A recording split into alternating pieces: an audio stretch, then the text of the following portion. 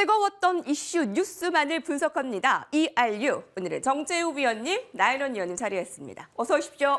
반갑습니다. ERU 주제부터 보겠습니다. 공개해 주시죠. 오늘 밤 미국의 11월의 CPI 발표 관전 포인트입니다. CPI 서프라이즈를 기대할 수 있을까? CPI 서프라이즈란 숫자가 많이 나와서 이것이 호재가 아니라 예상보다 물가가 오히려 덜 나와서 미국의 금리 인상 속도가 완화됨을 의미합니다.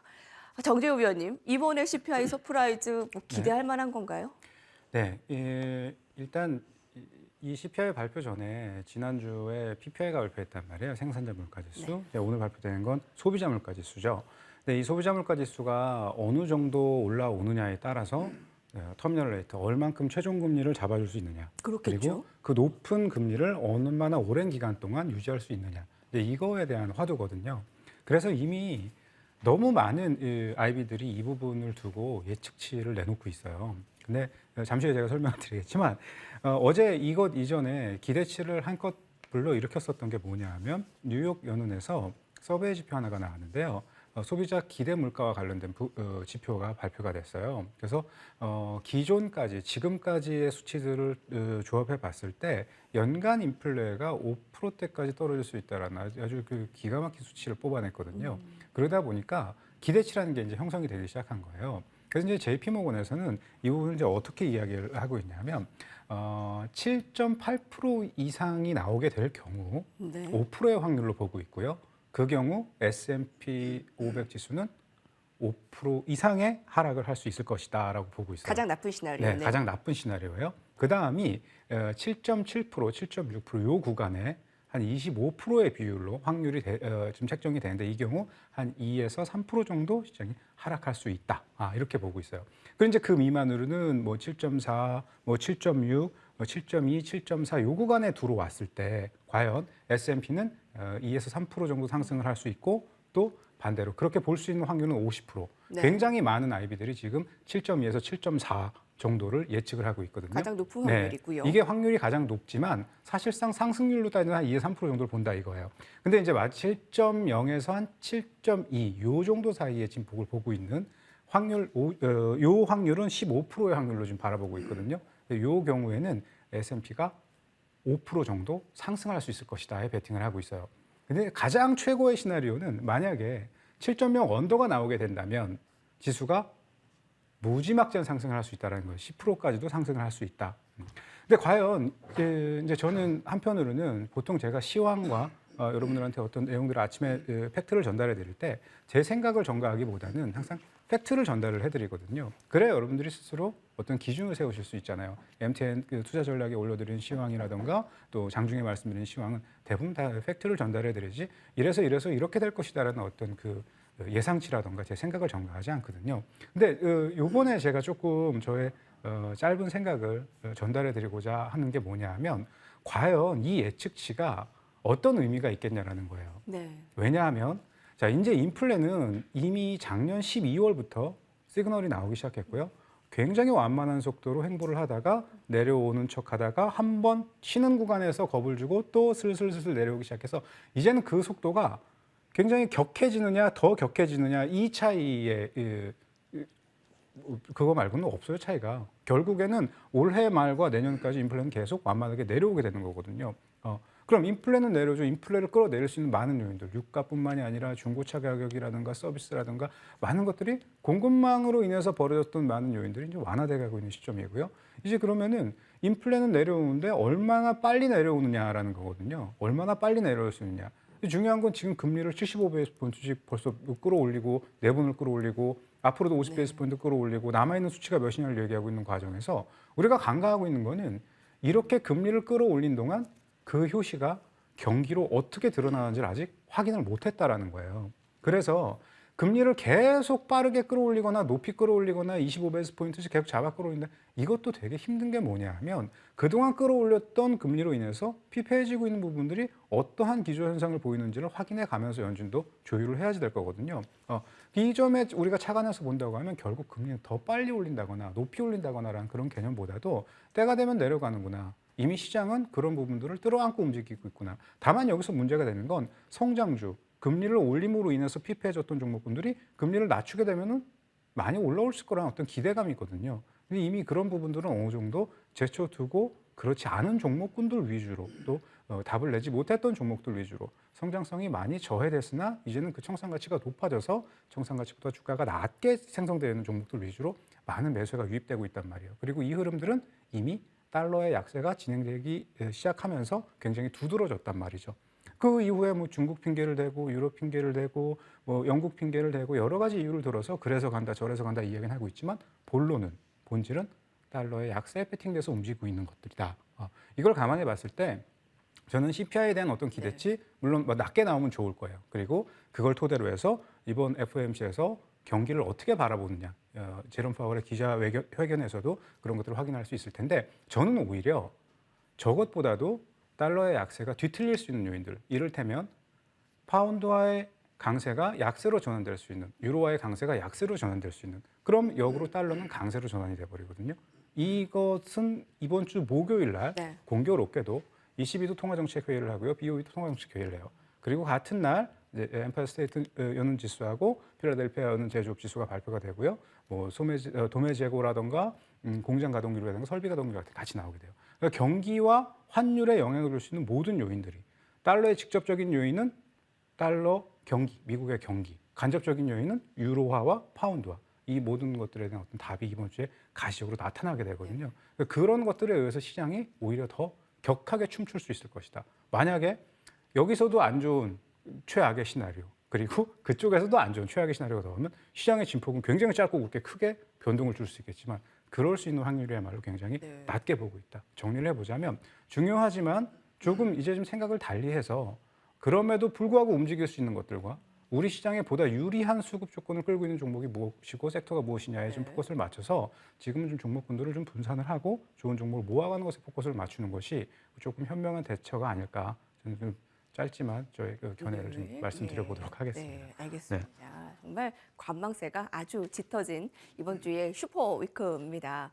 CPI의 그 확률 어느 정도에 나오느냐에 따라서 S&P 500 지수의 흐름이 어떻게 될 것인가 몇 개의 시나리오를 정해줬습니다. 일단은 물가 지표가 낮게 나오는 거 우리가 좀 기대를 하고 있습니다. 정재호 위원이 그 인플레이션의 피크아웃 정점을 일단 지났다라고 보시는 거네요. 피크아웃은 저의 견해가 아니라 이미 많은 아이비들과 지금 드러나고 있는 경제 지표에서도 이전보다는 공급망, 지금 인플레는 공급단에서의 문제였거든요. 공급단에서의 문제가 많이 해소가 되고 그럼으로 인해서 가격대들도 많이 낮아지고 수요 우위는 유지되고 있으나 내려오고 있는 인플레는 앞으로도 계속 지속될 수밖에 없는 그런 주변 조건들이 형성이 되어 있어서 인플레에 대해서는 올라간다는 것보다 얼마나 빨리 내려오느냐. 거기에 포커스를 맞추고 있다. 그래서 속도를 떠나서 일단 내려오고 있는 게 그 물가가 정점을 찍고 좀 내려오고 있다는 게 좀 핵심으로 꼽아줬습니다. 자, 그러면 이번에 FOMC에서 0.75%가 아니라 0.5%의 금리 인상이 아마 가능성이 커져 보입니다. 증시는 어떻게 받아들일까요? 과연. 자, 나인원 의원님 어떻습니까?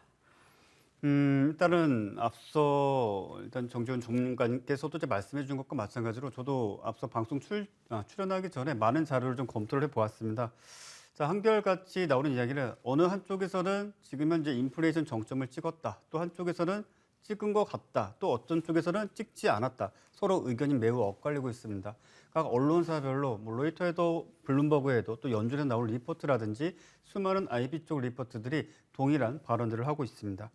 저 역시도 마찬가지입니다. 일단은 어느 확정적인 방향성을 예단하기에는 조금 조심스럽기도 할 뿐더러 지금 현재 단 2개월 또는 3개월간의 어떤 지표가 생각했던 예상치를 하회하거나 지금 현재 나오고 있는 몇몇 지표들이 예를 든다면 고용지표라든지 더 나아가서 노동임금이라든지 이런 부분들이 양호하게 나왔다라고 해서 일단은 인플레이션 정점을 찍었고 이제는 경기 침체 국면에서 탈출할 수 있는 그런 어떤 시기로 봐야 된다라는 어떤 확정적 이야기에 대해서는 저는 사실 그럴 수도 있고 아닐 수도 있다 정도로만 좀 대답을 해드리고 싶습니다. 왜냐?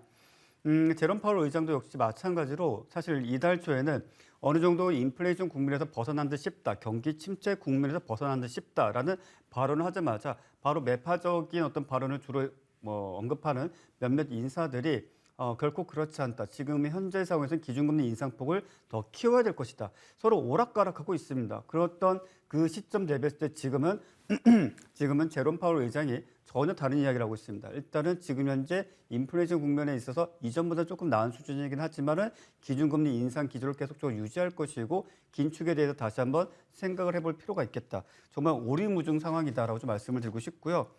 자, 일단 중요한 것은 뭐냐? 기준금리는 그럼에도 불구하고 어쨌든 인상을 한다라는 겁니다. 네. 많은 분들이 자, 인플레이션 탈출하고 경기 침체 탈출하고 어느 정도 진정되는 분위기 상황에서 기준금리를 이제 인상하지 않는 것 아니냐라는 기대감이 있습니다. 특히 경제 시스템에 대해서 잘 이해도가 조금 떨어지시는 분들께서는 이제부터는 저금리 기조로 조만간 돌아갈 수도 있겠다라고 생각하지만 실질적으로 길게 본다면 내년 2023년 2분기까지 계속적인 점진적인 기준금리 인상이 이루어질 것이다라는 이야기가 현재까지도 힘을 받고 있습니다. 한 3개월 전서부터 투자은행에서는 계속적으로 같은 기조의 이야기가 나왔습니다. 결국에 미국의 기준금리를 7%, 8%대까지 달성할 수도 있다. 저도 사실 이것은 말이 안 된다고 생각을 하고 그렇게 된다면 우리나라 역시 마찬가지로 기준금리를 말 그대로 끌어올려야 되는 상황이 될 텐데 그렇게 된다면 사실상 지금 서민 대출이 거의 전 세계적으로 탑3 안에 들 정도로 막강한 대출력을 갖고 있는 우리나라 같은 경우에는 서민 경제가 자체가 무너질 수도 있는 사상 초의 상황이 발생할 수 있기 때문에 그런 부분들 조금 어렵지 않겠는가 하지만 그럼에도 불구하고 어쨌든 간에 우리나라도 미국도 기준금리 인상 기조는 계속적으로 유지를 해 나갈 것이다라고 좀 보시면 될 것이고요. 물론 그런 과정 중에 있어서 상승폭을 과연 얼마큼 잡을 것인가 우리의 기대감 사실 그렇습니다. 미국 같은 경우에는 0.25%포인트 정도 인상을 해주면 가장 이상적일 것이다라는 생각을 갖고 있고 네. 또 한 가지는 제롬 파월 의장 같은 경우는 낮게 잡은 수준이 0.5%포인트입니다. 그리고 지금 시장의 전반적인 이야기, 지금 현재 만약에 소비자 물가지수가 예상치를 상회하는 모습이 나오게 된다면 아마도 어느 쪽에선가는 또 0.75%포인트 그 이상으로 정말 말 그대로 울트라 자이언트 스텝을 해야 될지도 모른다. 또는 자이언트 스텝 가지고는 안 된다라는 강경한 발언이 나올 수도 있습니다. 그래서 이 부분 역시 마찬가지로 오늘 내일 어찌 본다면 시장을 바라보시고 투자하시는 분들 상당히 좀 곤혹스러운 시장일 수 있겠지만은 철저히 트레이딩 관점으로 현금을 쥔 상황에서 어느 정도 시장 방향성이 뚜렷하게 나타난 상황에서 어느 정도 내가 투자를 좀 적극적으로 좀 나서야 되지 않겠는가라고 좀 말씀을 드리고 싶고 당분간 특히 이번 주 같은 경우 그리고 또 연말 같은 경우 시장의 자금이 상당히 경색되는 국면들을 많이 보여주고 있습니다. 아마도 어제도 그렇고 오늘도 그런데 일단 오전장 기준으로 했을 때 전체적인 각 시장별 매수 주체별 거래 대금이 500억이 채 안 되는 경우가 너무나 많이 발생을 하고 있습니다.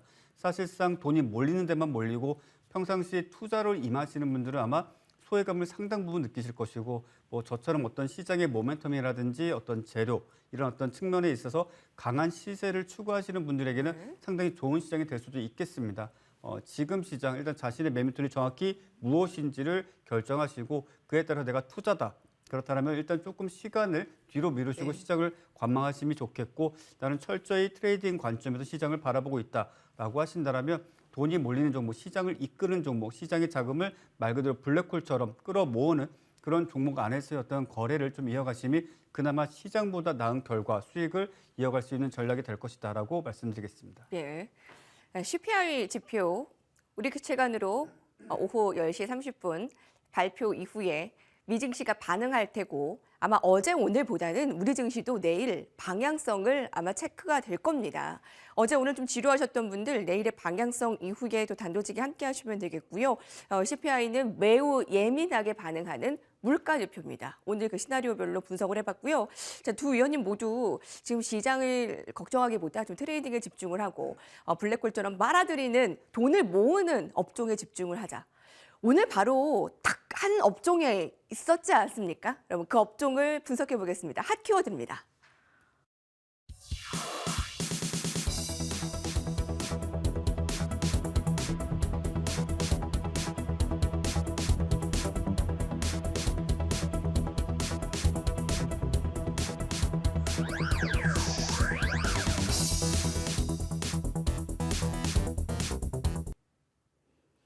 유럽 중국에서 아주 귀해진 의약품, 오늘 제약바이오 업종입니다. 미국 월스트리트 저널에서는 유럽의 항생제 품귀 현상이 내년 초 이상까지도 이어질 수 있다고 분석을 합니다. 항생제, 해열제의 품귀 현상, 아마 우크라이나 사태 때문에 공급의 수요를 따라가지 못하는 현상이 굉장히 뚜렷하게 나타나고 있다고 하는데요. 자, 그럼 먼저 정지우 의원님께 질문 드리겠습니다. 사실 이뿐만 아니라 제약 바이오주는 좀 연말 연초에 그래도 좀 반짝 관심을 받는 업종이기도 하잖아요. 네네. 이 호재까지 겹쳐져서 좀 관심을 더 받을까요? 네, 지금 제약 바이오주들 이제 중국 이야기 나오고 유럽 이야기 나오고 하면서 어떤 뭐 호재성 이야기들이 나오잖아요. 물론 저는 이제 그 부분이 잘못됐다고 보진 않아요. 잘못됐다고 보진 않고 또 그에 따른 수혜가 분명히 있을 거라고 봅니다만 요만큼의 수혜가 이만큼으로 증폭된 게 아닌가. 그거에 대해서는 우리가 좀 짚고 가야지 차후에 2차적인 피해를 보는 투자들이 안 나올 거라고 봐요. 이를테면 제약주와 바이오주들의 공통 분모가 우리 앵커님은 공통 분모가 어떤 점이라고 혹시 생각을 하세요? 글쎄요. 네. 너무 오랫동안 이들 종목군들이 공통적으로 보여온 현상이 있잖아요. 낙폭이 좀 그렇죠. 있었던. 장기 낙폭과되잖아요. 너무 오랜 시간 동안 계속 내려왔단 말이에요, 이들 종목군들이요. 그러니까 이제는 제약주도 그렇고 바이오주도 그렇고 많이 내려온 것만큼 일정 선상의 반발은 줘야지 되는데 이왕 반발을 줘야 되는 타이밍에 어떤 이슈가 있다면 더 빨리 올라갈 수 있는 그런 재료가 될 수 있을 거 아니에요. 그러니까 그런 것들을 좀 적극 활용하고 있다고 보는데 저는 여기서 좀 팩트만 이야기하자면 제약주들이 어떤 파이프라인, 바이오주들도 마찬가지고요. 지금 신약 개발을 하고 있는 거에 대한 기대치 이것만 갖고 움직였던 시대가 아니라 무언가를 만들어서 팔고 무언가의 성과를 가지고 있어서 그에 꾸준하게 기업 가치뿐만이 아니라 매출에도 영향을 주고 있는 그런 것들이 근거로 확실하게 남아있고 연속 실적에도 긍정적 영향을 줄 수 있는 그런 제약주들이 훨씬 더 유리하다고 봐요. 지금 당장이야 테마를 타고 막 격한 변동이 나올 수야 있겠지만 그건 딱 그 변동성만 취하면 되는 거고요. 그거 이상의 이후에도 흐름을 보기 위해서라고 한다면 저는 어떤 매매도 중요하지만 지금 시점에서는 투자라고 하는 게 굉장히 중요한 관점이라고 보거든요. 그 맥락으로 본다면 팩트가 있는 그런 제약주들이 훨씬 더 유리하다고 보고요. 네. 바이오들도 마찬가지예요. 바이오라고 해서 다 무슨 뭐 나쁘고 바이오라고 다 뜬구름 잡는 건 아니거든요. 근거가 있는 바이오들이 있단 말이에요. 그런데 물론 너무 대단한 신약과 대단한 제품을 개발하고 있고 이런 것들이 성공만 한다면 뭐 인류 역사에 정말 무슨 뭐 요구르트만 먹어서 생명 연장의 꿈을 키우고 있는 그것과는 전혀 다른 개념의 한 획을 그을 수 있겠지만 그렇게 전임상에서 임상 1, 2, 3을 지나서 시판을 하게 될 때까지 중간에 한번 뒤틀리게 되면 말짱 꽝인 거잖아요. 그게 무슨 우리 회사는 벌어들이고는 돈이 없으니 투자받은 돈을 모두 다 연구에 몰두하고 있습니다. 그런 말 한마디로는 이제는 성장주의 시대라고 볼 수가 없기 때문에 좀 힘들다라는 거죠. 그래서 결론을 내려보자면 제약주들 중에서도 분명히 무언가를 잘 만들어서 팔고 있고 거기에 더해서 앞으로의 어떤 성장 가치라든가 미래 비전이라든가 새롭게 개발하고 있는 신약에 대해서 호재성 이슈들이 있는 종목들 그런 것들이 조금 더 유리하고 또 가벼운 종목군들이야 지금 반발을 좀 빨리 하겠지만 좀 짧게 보고 나오는 전략으로 봤으면 좋겠다라는 좀 그렇게 말씀드리도록 하겠습니다. 뭐 아주 부정적이라기보다 네. 요만큼의 수혜가 좀 이만큼으로 커진 것도 없지 않다라는 것을 그래서 좀 꼭 전체에서는 조금 제한적으로 보되 긍정적인 면은 제한적으로 보되 무한긍정이라고 하기보다는 근거가 있다라고 하면은 기업이 그렇잖아요. 주가 어떤 기업이 무언가를 잘 팔아서 실적이 좋다라고 하면 주가가 당연히 올라가야지 되는데 그런 것들이 다 무시되고 수급에 의해서 공매도에 의해서 연기금의 무슨 뭐 주식 선물 매도에 의해서 피폐해진 그런 대형주 중대형주들이 많이 있단 말이에요. 거기에도 제약주는 굉장히 큰 희생양이 되었거든요. 그래서 거기다 네. 말씀하신 대로 대부분의 장기 낙폭과대 구간이었다라는 거. 그런 거 감안해서 그럼에도 불구하고 상승 이유, 상승 근거가 있는 종목들이 있겠죠. 오늘 네. 어떤 종목을 좀 꼽으시겠어요? 이제 그럴 수 있는 종목을 그냥 오늘은 이제 다른 때 같으면 종목이 이렇다 조심하자 이렇게 하는데 저는 그냥 관심을 갖고 있다라는 정도로 종목을 하나를 말씀드리려고 해요. 유한양행입니다. 네. 근데 이 유한양행은 우선주는 저희 프로에서도 다뤘었잖아요. 이제 유한양행을 갖고 나왔는데 이 유한양행 기업 내용과 관련된 부분들은 투자자 여러분들이 훨씬 더 많이 알고 계실 거라고 봐요. 이제 무슨 신약 개발과 관련돼서도 그다음에 유한양행이 갖고 있는 모멘텀에 대해서도 저는 이제 수급 구조를 가지고 차트를 가지고 좀 설명을 드릴 텐데 이 월봉을 좀 보고 설명을 드릴게요. 굉장히 오랜 시간 동안 이 종목이 장기 우상향이라고 하기에도 좀 웃기고요. 그렇다고 해서 시세가 안 난 것도 아니에요. 월봉상 흐름을 보게 되면은 이제 개인 투자자들이 되게 싫어하는 패턴이에요. 한번 흐름이 나올 때만 들어가서 딱 시세를 보고 나와서 한동안 볼 수 없는, 또 물렸다고 하면 오랫동안 피폐해지는. 근데 이제 이런 종목군들이 자리를 잡고 움직이기 시작하면은 굉장히 중장기에 거쳐서 완만한 상승과 변동을 거쳐가면서 흐름을 뽑아내게 되거든요. 근데 지금 국내로 유입되고 있는 수급들 중에서 사실 제약 중에서 중장기 관점으로 볼 수 있는 또 그렇게 탄탄한 어떤 모멘텀을 갖고 있는 기업들이 그렇게 많지가 않아요, 솔직히. 솔직히 이거를 좀 길게 혹은 뭐 크게 볼 수 있는 또 큰 자산들이 들어와서 움직일 수 있는 그 제약주들이 그렇게 많지가 않거든요. 그 중에 하나로 본다고 하면 앞으로 지수의 변동과 지수의 변동의 어떤 반대급부에서 움직일 수 있는 부분을 감안해 본다고 해도 수급적인 요인에서 유한양행 나쁘지 않을 거라고 네. 보고요. 그래서 지금 현재 59,000원 초반대라던가 59,000원 살짝 훼손이 된다거나 이런 흐름들이 나오게 된다면 그냥 포트에 적은 비중으로 한쪽 구석에다 이렇게 짱박아 두면 좀 나중에 뭐 1-20%의 수익을 보고 나가는 네. 그런 수준을 훨씬 뛰어넘는 그런 구간에서 좋은 가격에 청산을 하고 나갈 수 있다. 또 관련된 자세한 내용은요, 제가 차후에 뭐 공개방송이나 노란톡 방에서도 한번 언급을 드리도록 하겠습니다. 네. 그런 의미에서 유한양행 우선주를 정재우 위원께서는 이전부터도 우리 또 추천주로 얘기를 한 바 있는데요. 네, 오늘 전 세계적으로 품귀 현상이 나타나는 의약품, 사실 이게 호재라고는 하지만 이런 항생제나 이런 해열제의 주요한 의약품의 품귀 현상으로 좀 피해를 보는 사람은 없어야 될 겁니다.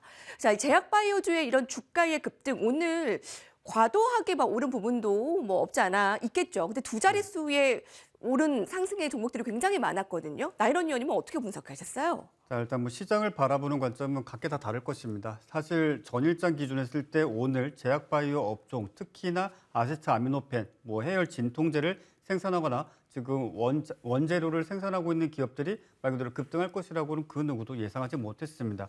자, 결과론적으로 그냥 올랐으니까 차트가 이렇다, 재료가 이렇다, 끼워 맞추기 식으로 자신의 공을 돌리려고 하는 많은 멘트들이 좀 있기는 한데, 자, 실질적으로 오늘 장 개시 초반에 어떤 시장 움직임이었냐?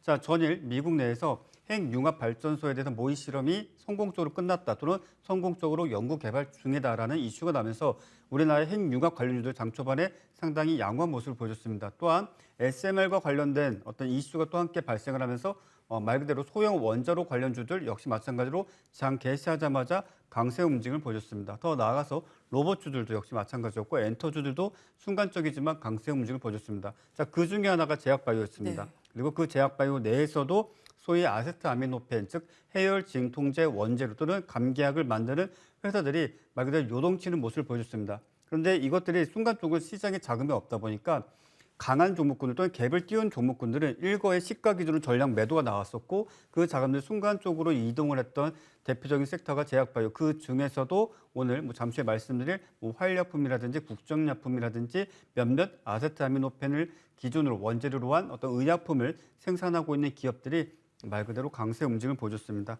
자, 이런 어떤 모습들을 여러분들이 왜 주목을 하셔야 되는가? 예. 일단 이 시세가 뭐 오늘, 내일, 그 다음 날까지 몇 날 며칠까지 이어질지는 알 수 없습니다. 뭐 잠시 후에 또 말씀드리겠지만 지금과 같은 이슈 자체가 일단은 중국의 제로 코로나 정책이 이제 본격화되고 있다는 겁니다. 일단 본격화되는 이 구간 내에서 이 제로 코로나 정책 자체가 사실상 우리나라와 마찬가지 수준까지 가게 된다는 겁니다. 더 이상 마스크를 쓰지 않아도 되거나 공공장소에도 사람들이 더 이상 마스크를 착용할 필요가 없는 그런 상황까지 오게 됨으로써 일단 중국 내에서도 아세타미노펜과 관련된 원재료를 생산하는 기업이 있지만은 지금 현재 생산량이 수요량을 따라가지 못하고 있다고 합니다. 그리고 더 나아가서 인도 역시 마찬가지로 생산을 하고 있지만은 그 생산량이 매우 턱없이 부족하다라고 하고 있습니다. 최종적으로 지금 현재 중국에서 가장 빠른 시일 내에 원재료를 수급할 수 있는 데가 이제 우리나라인데 이 테마 자체가 당분간 뭐 하루가 됐든 이틀이 됐든 3일이 됐든지 간에 12월 연말에 가장 중요한 테마가 될 가능성이 좀 매우 높다. 자, 이렇게 좀 말씀을 드리도록 하겠고요. 일단은 이 테마 자체가 앞서 말씀드린 대로 뭐 길어봤자 2, 3일 정도 유지가 될 것으로 보여집니다. 그런데 이 테마를 우리가 무시할 것인가? 저는 결코 그러실 필요는 없다고 좀 말씀을 드리고 싶고, 물론 투자의 관점으로 보신다면 상당히 투기적이고 광기 어린 시세입니다만, 내가 철저히 트레이딩 관점으로 명확하게 손절선을 잡고 손익에 따라서 일단 내가 충분히 대응할 수 있는 능력이 있으시다면 한 번쯤은 관심 있게 지켜보실 만한 종목들 또는 테마다라고 정리해드리겠습니다. 예, 그 가장 뚜렷하게 좀 상승이 나타나고 좀 관심을 받는 제약품 업체가 바로 원재료와 관련한 그런 업체라는 거네요. 오늘 금 꼽아준 종목도 그와 관련이 있고 조금 더 상승의 신뢰가 있는 종목이겠죠? 일단은 화일약품이죠. 화일약품 일단 예, 대장주로서 강세 움직임을 보여줬었고요. 일단 화일약품 같은 경우에는 아세트아미노펜, 즉 원재료를 생산을 하고 있습니다. 실질적으로. 그래서 우리나라 국내 제약사들 역시 마찬가지로 화일약품에서 원재료를 받아다가 감기약도 만들고 해열 진통제를 조제를 하고 제조를 하고 있습니다. 그것들이 실질적으로 전문 의약품으로 병원에 공급되기도 하고 여러분들이 일반 약국에서 구매하시는 일반 의약품으로 납품이 되기도 합니다. 실제 화일약품 같은 경우는 지금 이제 원재료를 중국이라든지 국외로 수출까지도 함께 좀 병행을 해 나가고 있고, 또 우리나라 내에서도 코로나 치료제로서 활용되고 있는 해열 진통제를 생산하고 있고, 더 나아가서 진해 거담제까지 생산하고 있다 보니까 추후에 우리나라도 다시 한번 이 의약품의 수요가 대폭적으로 증가하지 않겠는가라는 시장의 좀 관측도 있는 만큼 좀 보실 필요가 있겠고, 때마침 오늘 또 화일약품이 자사주 소각을 100만 주 이상을 또 단행을 하겠다라는 공시가 나왔습니다. 그러다 보니 내일장 보통 이런 어떤 상한가 종목이 투상을 완성하는 경우는 매우 드뭅니다만, 일단은 내일장 시가 기준으로 이탈치 않는다라면 네네. 그 상승폭, 즉 시가 갭이 한 8%, 9% 정도다라면은 충분히 5% 이상의 추가적인 상승세가 날 수도 있겠다 정도로 좀 정리해드리도록 하겠습니다. 나이론 유월의 특징주 화일약품 오늘 상한가 나타난 그 부분까지 체크해봤습니다. 핫큐어되었습니다.